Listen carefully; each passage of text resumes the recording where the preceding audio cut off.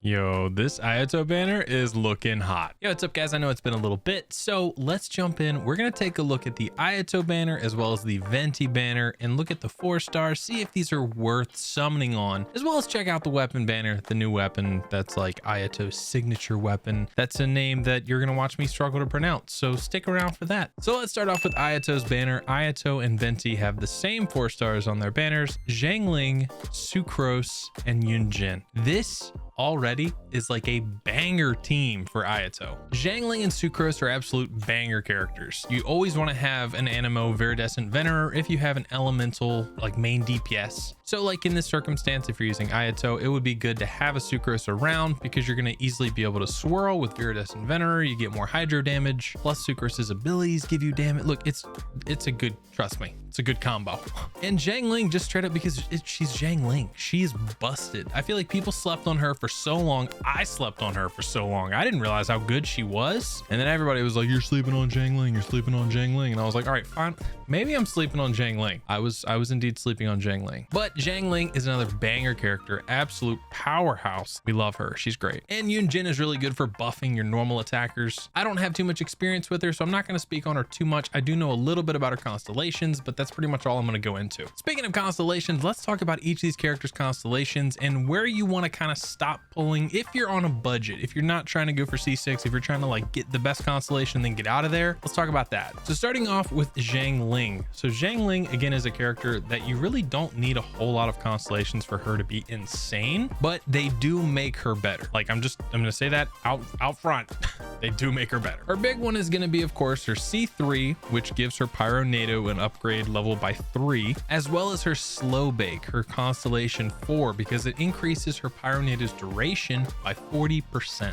Literally taking it from a 10-second ult to a 14-second ult. That's huge. That's almost 50% more. These two are definitely going to be her big ones, and you could probably comfortably stop after 4. But if you want an extra 15%, you can get the Condensed Pyro NATO, which gives you another 15% Pyro damage bonus for all of your characters, not just Xiangling. All in all, pretty good. I recommend stopping at C4. Like I said, if you're on a budget, that's kind of where you need to go. Yeah, there's tons of builds on Xiangling out there. You can definitely look them up. She is super powerful. I highly recommend investing into her if you haven't already. Next up on the banner, we got Sucrose. Now, Sucrose is a character that I've played with a little bit here and there in some comps, just kind of for fun. But as you can see, I don't play with her very much.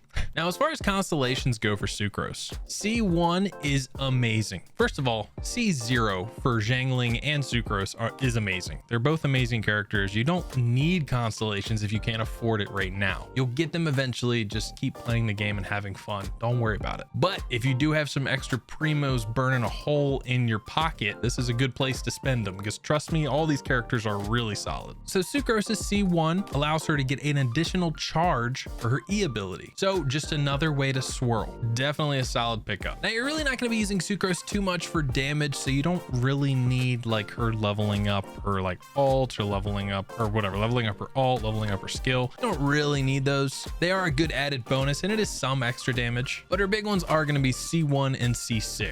C6 giving you an extra 20% elemental damage bonus for a corresponding absorbed element. So just for layman terms, you hit enemy with fire, swirl with Sucrose, next fire attack do 20% more. Got it? Pretty straightforward. But yeah, all in all, Sucrose is another really good character. Honestly, C1, C6, those are kind of like my stopping point. So if you only have a little bit that you want to spend on her, get to C1 if you're planning on wishing until you get like Ayato or something.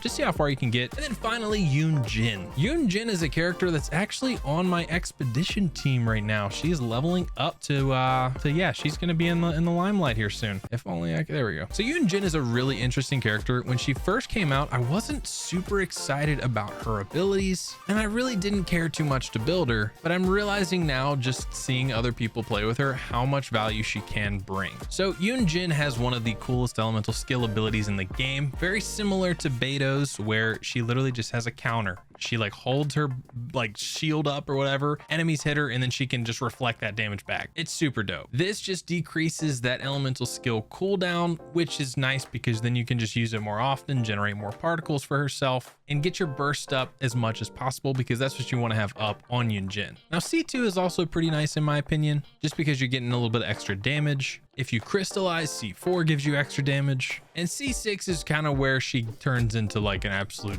And C6 is where she kind of gets redonkulous, where she gives you an attack speed boost, which is super rare in Genshin. You don't have many attack speed boosts in the game. I think it's like Chongyun and Jean. I don't know. I'm sure there's more, but those are the only two that are coming to mind right now. It's really hard to like get an attack speed boost on your team. So this is really solid to have around. Finally, let's talk about the 5 stars. Let's talk about Venti first, because this won't take long. Here's the quick and dirty. Do you want Kazuha? Don't wish for Venti. Do you not want Kazuha? Maybe still don't wish for Venti. No, I'm kidding. I'm kidding. Here's the thing. Venti is slowly, he's kind of like another Zhongli. They're kind of like phasing out all the Archons, where they're just not as useful as they once were. Back in the day cafe, when we had Spiral Abyss, literally Spiral Abyss, you used to pick up every single enemy in there, period. Like there was no enemy, unless it was a big like Lolatril or something, you were picking everything up. So Venti's burst does not pick up everything like it used to. There's a lot of enemies that are grounded. They get kind of like pulled a little bit, but they don't really like, they don't get sucked in like everybody else should. I call the little trash mobs. And honestly, his damage output really isn't crazy.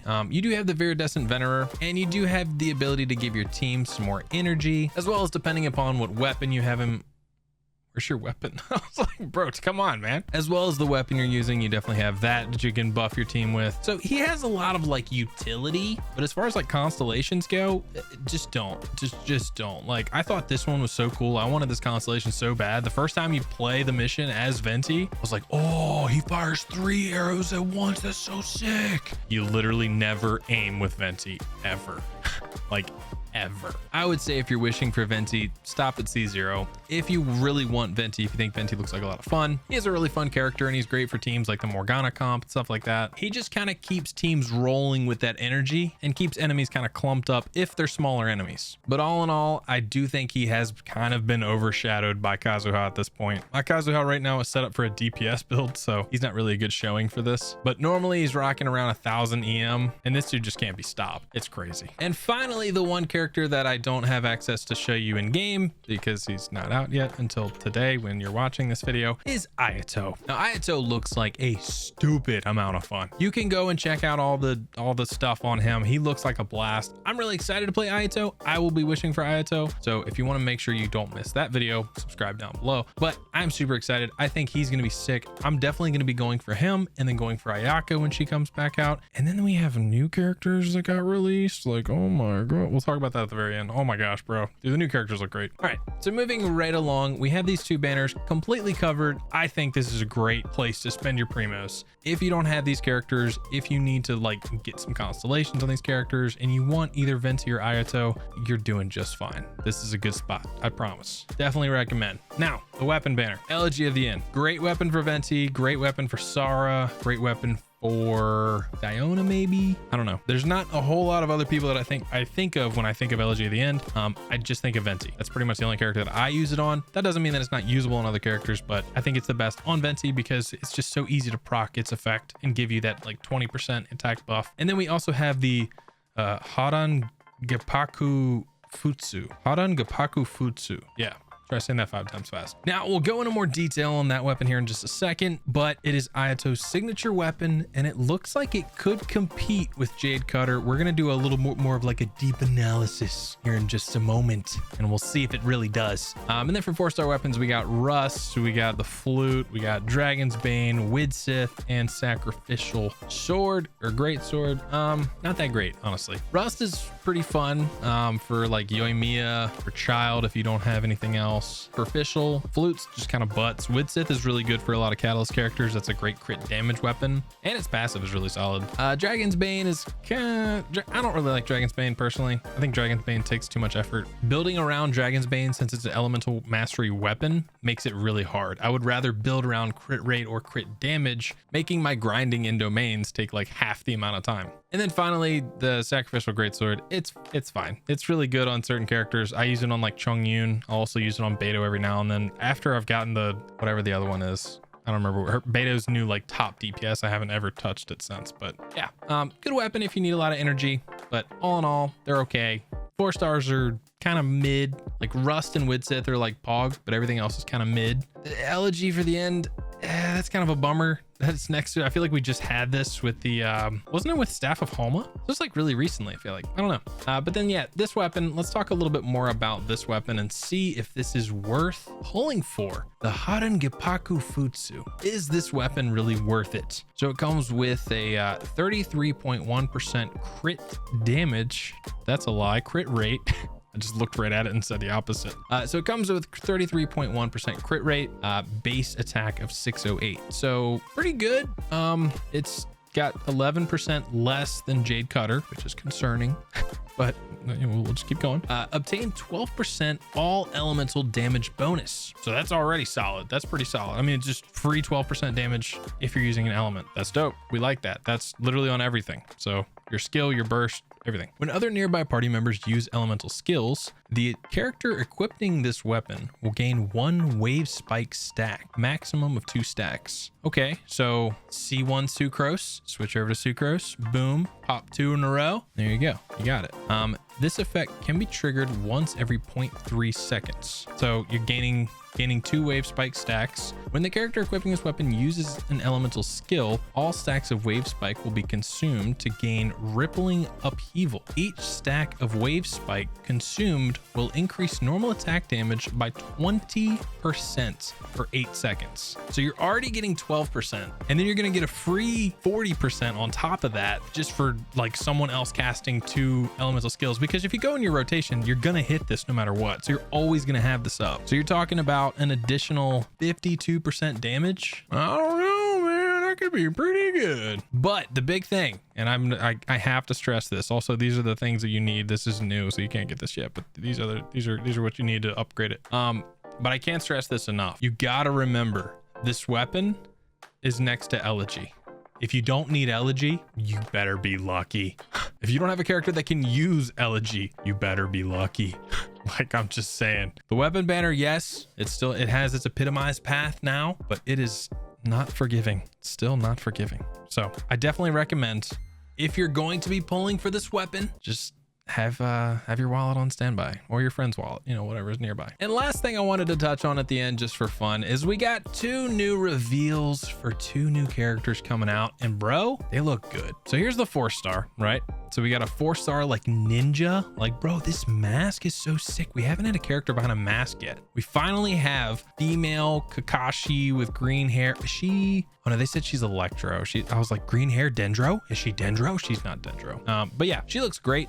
She's obviously got some sort of like sword here. I'm assuming she's like a short sword user, katana of some kind. But yeah, she looks great. I really like her character art. I like the fact that, I don't know if all characters have painted nails. I just noticed her nails were painted. I like the fact that she has painted nails. That's sick. But yeah, I think her art is really, really cool. The fact that she has like this like Shogun style, not Shogun, that's not the right word. She has like Imperial armor, but it's like fashionable. You know what I mean? Like, she's got like the little like neck thing up here on her shirt, and still has like the see-through like fishnet looking shirts from like Naruto. That's dope. I think she looks sick. I'm really excited for this character. I don't know what she's gonna do, but she's coming out in 2.6 and I'll be wishing for her, believe it. And then finally we have this one.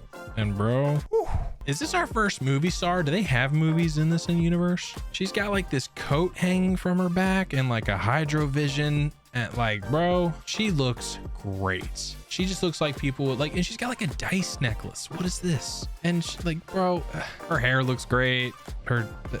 She looks great. Now I will say, people are getting a little weird on the internet. Shocker. People are like, oh dude, she's so great. Look at her hair and her hydrovision and her clothes and like the color scheme and her armpit. I'm like, what? Like, I know that, like, I'm not kink shaming, don't get me wrong. Like, you do you, boo. But like, are y'all really into armpits? I mean, don't get me wrong. Like, I'd want it to be a nice looking armpit if I had to. I'm not even having this conversation with you. I'm not doing this.